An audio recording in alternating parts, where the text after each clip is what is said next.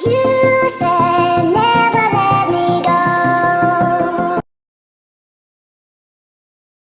WhatsApp ભાઈ અત્યારે ચોથો દિવસ છે પણ મેં ગઈકાલે ત્રીજા દિવસનો વ્લોગ ઉતાર્યો નથી એટલે આજે હું 2-3 ફોટા મૂકી દઈશ અને અત્યારે 10 થાય છે અને મારે રમવા જવાનો ક્રિકેટ રમવા જવાનો ટાઈમ થયો છે એટલે હવે હું રમવા જવા જઈ રહ્યો છું અને થશે તો 2-3 ક્લિપ્સ પણ મૂકી દઈશ એટલે તમે જોઈ લેજો.